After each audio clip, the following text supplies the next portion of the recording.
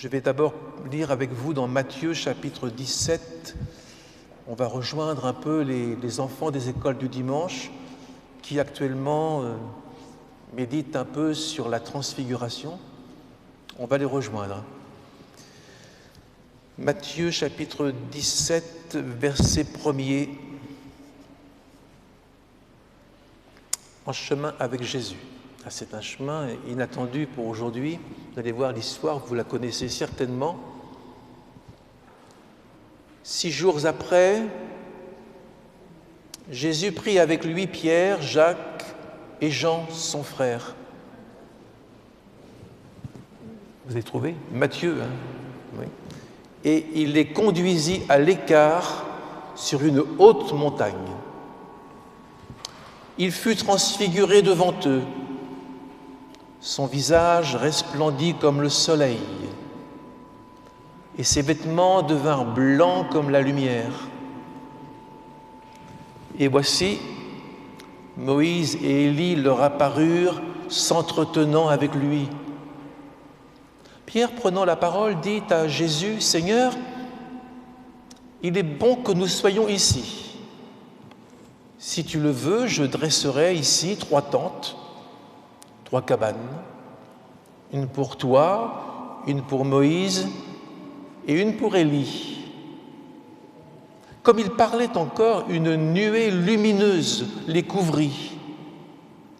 Et voici, une voix fit entendre de la nuée ces paroles, « Celui-ci est mon Fils bien-aimé, en qui j'ai mis toute mon affection, écoutez-le. » Lorsqu'ils entendirent cette voix, les disciples tombèrent sur leurs faces et furent saisis d'une grande frayeur.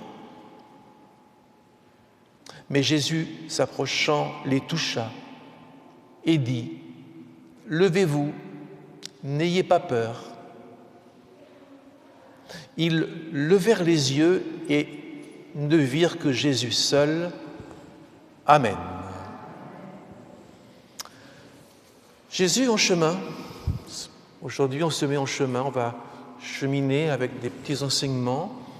J'ai remarqué que quand Jésus marchait avec ses disciples, il avait des grands enseignements qui prenaient 3 chapitres. Et parfois, il avait simplement un verset, une parole. Parfois, il avait de très longs discours et parfois un mot. Mais dans tout ça, c'est fait pour nous enseigner les petites choses. Par exemple, une petite chose qu'il enseignait, resserrer le chemin, étroite est la porte qui mène à la vie, et il y en a très peu qui les trouvent. Tout petit, quelques 4 secondes.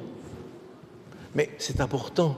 Et si vous trouvez ce chemin étroit, si vous trouvez cette porte resserrée, ne soyez pas fiers, ne soyez pas orgueilleux, restez humbles. Qu'est-ce que l'homme, Seigneur, pour que tu te souviennes de lui? Voilà, on avance avec Jésus. Et en chemin, avec lui, il faut rester humble. On n'a rien qui ne nous est donné. Tout ce que nous avons, nous l'avons reçu. Nous avons reçu de lui. Il faut rester humble parce qu'il y a des choses qui nous dépassent, des montagnes. Le psaume 121, « Je lève les yeux vers les montagnes, d'où me viendra le secours? Le secours me vient de l'Éternel qui a fait les cieux et la terre. » Il faut rester humble parce que ces montagnes, ça représentait à l'époque des dangers. Le lion, la soif, la faim, la solitude. Et il faut rester très humble et proche les uns des autres. L'Éternel te gardera de tout mal. L'avenir est compliqué, mais il te gardera de tout mal. Il gardera ton âme. Oui, l'avenir est compliqué. Si aujourd'hui, on demande aux gens, mais qu'est-ce que vous pensez de notre monde? Certainement qu'il y a beaucoup de gens qui me l'ont dit, il faut rester optimiste. Il faut du punch, on s'en sortira. Puis d'autres qui disent, on ne sait pas où on va. Ça me fait penser à la vision du prophète Ézéchiel dans cette grande vallée où il y avait eu une armée, une guerre, et il ne restait plus que des os. Et devant cette vallée remplie d'ossements, desséchés, on pouvait poser à Ézéchiel la question, alors, est-ce que tu es optimiste ou pessimiste? Et vous? Ézéchiel, il ne s'est pas trop mouillé. Il a dit, Seigneur, tu le sais. Est-ce que ces os peuvent revivre? Toi, tu le sais. Est-ce que c'est la fin? Toi, tu le sais. Vous savez, on ne sait pas l'avenir.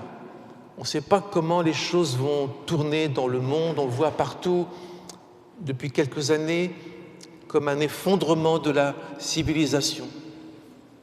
Alors il faut s'encourager et rester très humble et prier pour nos compagnons de route, prier pour nos enfants, pour nos conjoints, prier parce qu'il faut que tout le monde arrive au but, au terminus. Le prophète Samuel avait été très déçu du peuple d'Israël parce que Israël voulait un roi comme les autres peuples, un roi comme tout le monde, pour faire comme tout le monde, pour ressembler à tout le monde. Et pourtant, le roi à l'époque, c'était Dieu lui-même. Alors Samuel est malheureux, il est déçu, mais il n'a pas dit au peuple d'Israël, « Bon, je ne prierai plus pour vous, je n'irai plus au culte. » Il n'a pas dit ça, il a dit, « Loin de moi d'arrêter de prier pour vous. » Parce que l'on soit déçu ou heureux, il faut prier les uns pour les autres. C'est la clé de notre vie, de prier pour nous et pour les autres, et avec humilité, humilité. Je pense à cette femme, vous connaissez la femme, la cananéenne, qui avait une petite fille qui était tourmentée par un démon et qui s'agitait certainement, qui criait certainement, puis qui va voir Jésus qui ne répond pas. Et puis elle insiste et Jésus dit, il ne faut pas prendre le pain des petits-enfants pour le donner aux chiens, parce que cette femme n'était pas juive, alors on les considérait, les non-juifs, comme des petits chiens. Hein. Il n'est pas bien de prendre le pain pour le donner aux chiens, aux petits chiens. Et la femme, elle ne s'est pas découragée. Elle a répliqué, oui, oui, très bien, d'accord. Mais les petits chiens sous la table mangent les miettes. Alors Seigneur, donne-moi une miette. Si je suis un chien, j'ai droit à la miette. Et Jésus a dit, femme, ta foi est grande, qu'il te soit fait comme tu veux. Et la femme est retournée chez elle, et ce jour-là, sa petite fille était guérie. Il faut de l'humilité, du combat, de la persévérance. Il faut prier aujourd'hui. Je pense que j'ai besoin beaucoup de vos prières. Les malades ont besoin de vos prières. Nos âgés dans les maisons de retraite ont besoin de nous. La prière, ne pensez pas que c'est un travail, un petit travail, qui ne vaut pas les grands évangélistes. C'était le travail des apôtres. Nuit et jour, je me souviens de toi dans mes prières, disait l'apôtre Paul. C'est le travail du pasteur, c'est le travail des personnes âgées. Il est dit, il faut que les veuves persévèrent dans les prières. Pourquoi les veuves? Parce que les veuves ont du temps, certainement. Et parce que Dieu a décidé de les écouter. Dieu a décidé de les exaucer. Alors, mes sœurs, priez pour moi, priez pour l'Église, parce qu'aujourd'hui, les temps sont mauvais. Il faut servir Dieu dans la prière, dans ce temps mauvais, et attendre des cieux Jésus-Christ. Ça, c'est l'épître aux Thessaloniciens. Attendre, ça veut dire pas dormir du matin au soir. Attendre, ça veut dire se préparer. Ça veut dire combattre le bon combat, le combat de la foi, le combat pour avoir gardé une bonne conscience, que notre conscience ne soit pas souillée, salie par des images pornographiques, par des pensées impures de vengeance, de querelle, que notre conscience soit pure, transparente, aimant le Seigneur. Aimons le Seigneur de plus en plus, que votre amour augmente, dit l'apôtre Paul, de plus en plus. Aimons le Seigneur ardemment, dit l'apôtre Pierre. Paul écrit aux Corinthiens, qui était une belle église, et une église pas facile à la fois, et c'était les deux à Corinthe, comme toutes les églises du monde. Et l'apôtre Pierre, Paul dit, notre cœur s'est élargi pour vous, Corinthiens, mais votre cœur à vous s'est rétréci. Il faut élargir son cœur. Il faut montrer que nous sommes au service de Dieu. Nous sommes du Christ. Nous avons été avec le Christ. Alors il faut vivre comme le Christ veut, en supportant avec patience les difficultés de la vie, les malheurs d'aujourd'hui, les souffrances, les peurs. Nous sommes la lumière du monde. Et vous savez, les apôtres, on les reconnaissait et on disait, on les reconnaît parce qu'ils ont été avec Jésus. Et je pense que quand on est avec Jésus, il y a peut-être un parfum dans notre âme qui se dégage, un parfum de simplicité, de gentillesse, de confiance, de paix. Il faut qu'on soit reconnu pour ayant été avec Jésus. Alors, on est en chemin. Ça va, vous n'avez pas trop mal aux pieds? On avance. On avance dans ce chemin avec comme seule petite lampe, seul petit repère, une lampe à nos pieds. Ta parole est une lampe à mes pieds. La lampe à nos pieds, on ne voit pas loin avec ça, mais on voit le pas que l'on fait. Et à chaque pas, il faut vérifier si ce n'est pas un mauvais pas ou un bon pas. Alors, gardons le chemin étroit. Et puis en chemin, arrachons, parce que ça pousse vite, les amertumes, arrachons les racines d'amertume qui peuvent infecter les autres, parce que ce sont des racines de poison. Et l'amertume se transmet, l'amertume fait de la peine, l'amertume n'apporte pas la paix. Et puis rester simple.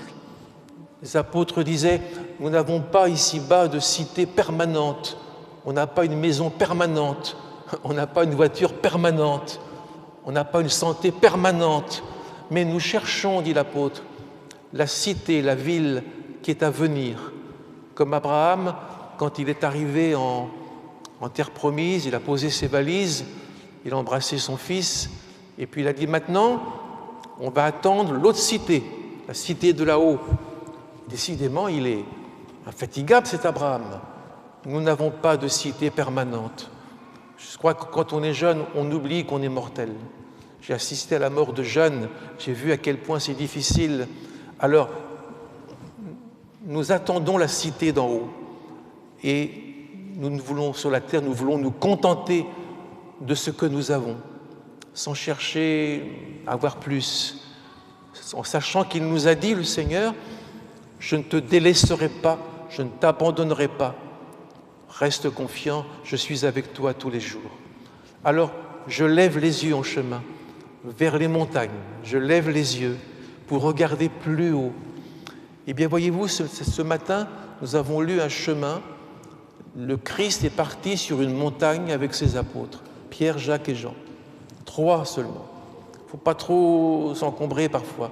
Pierre, Jacques et Jean. Et il est parti sur la montagne, et là, il a été transfiguré, il a changé de visage. Son visage était lumineux comme le soleil, ses vêtements étaient tout lumineux. Vraiment, Jésus, il s'est montré comme il sera plus tard dans la résurrection, aujourd'hui, dans la résurrection. Et l'apôtre Pierre, quand il était plus âgé, plus tard, il a écrit son épître, et il a dit « Nous avons vu de nos yeux sa majesté, sa splendeur. » Et je pense qu'on a besoin de voir cette splendeur pour reprendre confiance et continuer avec courage le chemin de la vie chrétienne qui aujourd'hui est peut-être plus difficile parce qu'on ne peut pas se retrouver, on n'a pas les mêmes contacts, mais le Seigneur a les mêmes paroles, les mêmes commandements. Et je pense que à travers cette lumière de la transfiguration, l'apôtre Pierre, il le dit, nous avons vu la gloire de son avènement. Parce que cette transfiguration, elle représente Jésus quand il reviendra sur les nuées du ciel pour chercher son Église. Il ne reviendra pas dans la misère et la pauvreté, il reviendra dans cette gloire de la transfiguration. Mais on ne l'a plus aujourd'hui. On n'a pas cette gloire devant nous. Il ne nous reste plus qu'une petite lampe. Et c'est les épîtres encore qui le disent de Pierre. Une lampe qui brille. dans un lieu obscur. Et cette lampe, c'est la parole prophétique. Cette lampe, ce sont les paroles de Jésus sur l'avenir de l'Église. Et ces petites lampes qui s'allument dans la Bible, il faut les regarder. Il faut se laisser éclairer, encourager par ces lampes. Je vous donne un petit exemple. En chemin, il y a des lampes qui s'allument quand je lis la Bible, comme un parcours tout balisé. Et par exemple, je lisais hier soir, les hommes qui ne sont pas souillés par le mal, par le péché, par les compromis, ils marcheront, dit Jésus, avec moi en vêtements blancs, parce qu'ils en sont dignes. Nous marcherons avec Jésus. Il faut qu'on puisse avoir ces choses en nous. Si notre vie chrétienne, c'est frapper des mains, courir, danser, je pense qu'on ne va pas aller loin. On va courir, mais pas aller loin.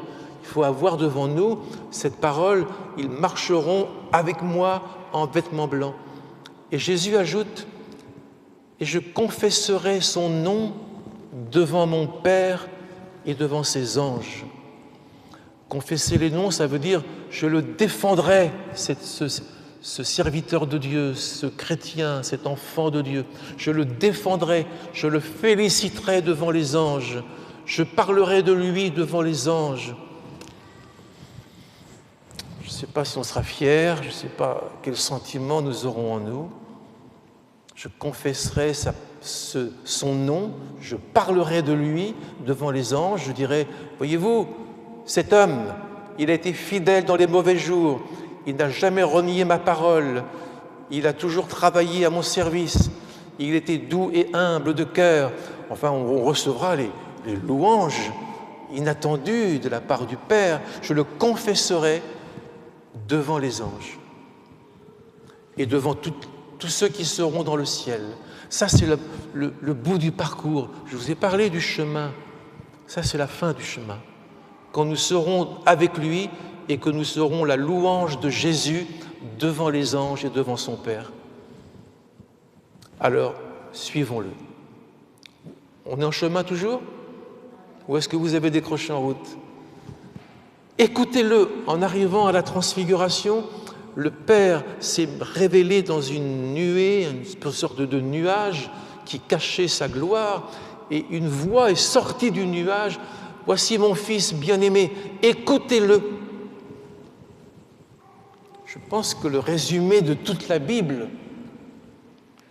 je pose une question, comment pourriez-vous résumer le plus vite possible toute la Bible? Oui, Jésus-Christ. C'est cela?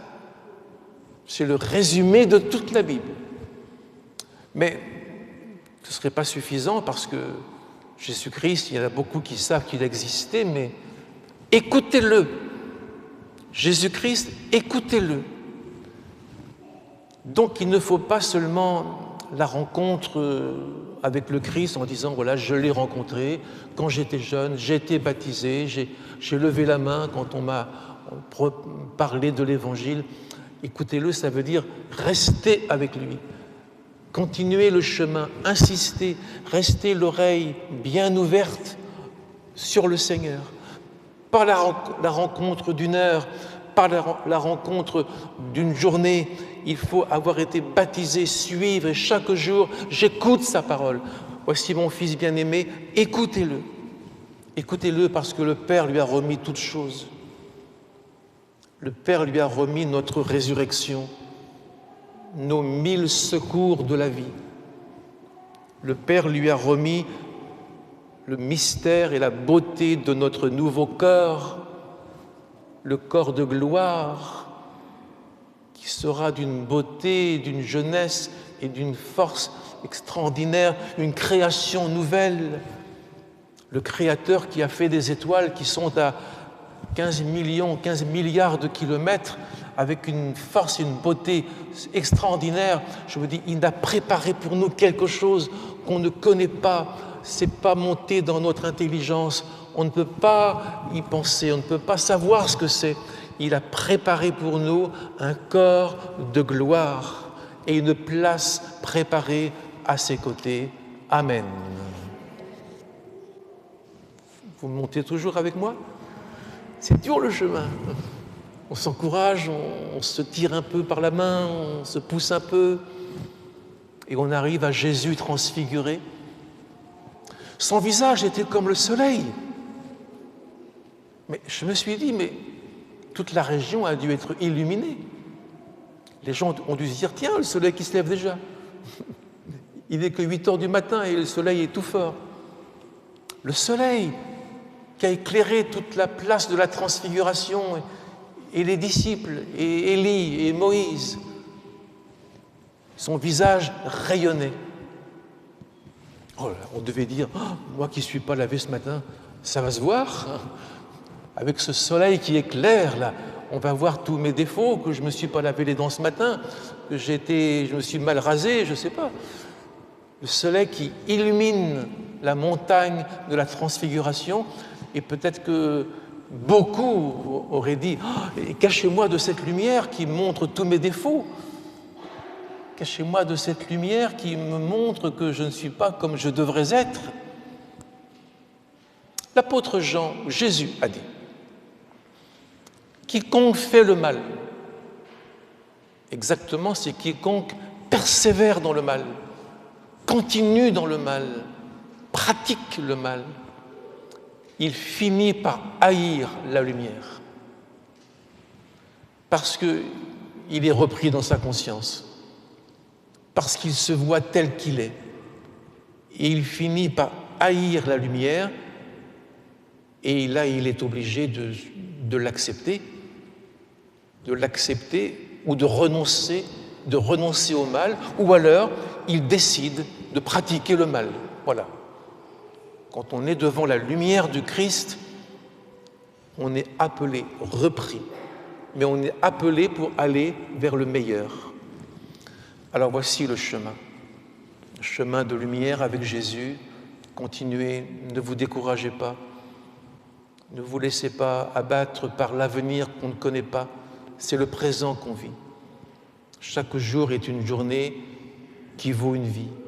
Chaque jour, je dois faire quelque chose. Je dois pratiquer les commandements. Moi, je connais un fameux voyageur quand même. C'est Abraham. Abraham, dans sa vieillesse, parce qu'il avait quand même 75 ans, il est parti de l'ancienne Chaldée, là-bas au fond, à l'est. Il est parti pour répondre à l'appel de Dieu, va dans le pays que je te montrerai. Et Abraham est parti, le grand voyageur. Mais ce ne fut pas très facile, parce que dans la terre promise, il a rencontré des ennemis, des gens qui avaient le couteau entre les dents et qui attendaient Abraham, peut-être pour lui dire « As-tu de l'argent ?» C'était pas facile, parce qu'il y a eu une famine. C'était pas le paradis, la terre promise. Il est parti se réfugier dans la famine en Égypte, un pays sans foi ni loi, un pays de voyous. Et là, il a failli perdre sa femme. Il ne lui aurait pas souhaité la Saint-Valentin, là. Il a failli perdre sa femme, qui a été kidnappée. Et puis, Lot, son neveu, il y a eu une fâcherie. C'est terrible quand on se fâche en famille. Et Lot, il est parti, il a quitté son oncle, il est parti vers Sodome et Gomorrhe. Enfin, c'est pas facile. Le parcours d'Abraham est un parcours en zigzag. C'est un chemin en zigzag. Et puis Dieu lui avait promis un enfant. Mais il a 75 ans. Et puis 80, puis 85 et 90, etc. C'est pas possible. C'est une erreur. Vous vous êtes trompé d'adresse, monsieur. Et Abraham continue son chemin avec confiance. Un chemin en zigzag. Un chemin avec des lignes courbes. Mais Dieu écrit son histoire sur les lignes courbes, sur les hauts et les bas de la vie, sur les souffrances et les appréhensions, les inquiétudes. Sur ce chemin qui n'est pas très facile et très droit, Dieu écrit notre histoire, il écrit son histoire. Alors, marchez avec le Seigneur. Amen. Restez avec lui. J'aime bien ce verset du psaume 119, qui est un psaume formidable. Non, c'est psaume 101, pardon. Celui qui marche dans une voie intègre, il sera mon serviteur. Notre voie, le chemin n'est pas toujours droit, mais dans le chemin, il faut rester intègre, attaché au Seigneur. Continuons le chemin, ne nous arrêtons pas au conseil des méchants, ne nous mettons pas assis à table avec les moqueurs et les gens grossiers, vulgaires, qui nient le Seigneur et qui blasphèment. Ne prenons pas le risque de devenir légers comme un fétu de paille, mais restons au Seigneur dans les dangers, parce que le Seigneur vient bientôt. Amen. Bonne route, vous marchez avec lui, il va vous parler en chemin, que Dieu vous bénisse. Amen. En chemin, tu nous parles, comme tu as parlé à tes serviteurs, les apôtres, autrefois.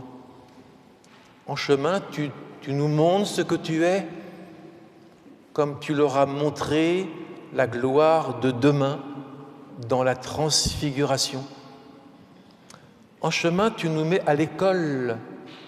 Nous apprenons à suivre, à écrire, à écouter, à prier, à aimer. Reste auprès de nous, Seigneur, dans les temps difficiles d'aujourd'hui, et que ton Église vive au nom de Jésus. Amen.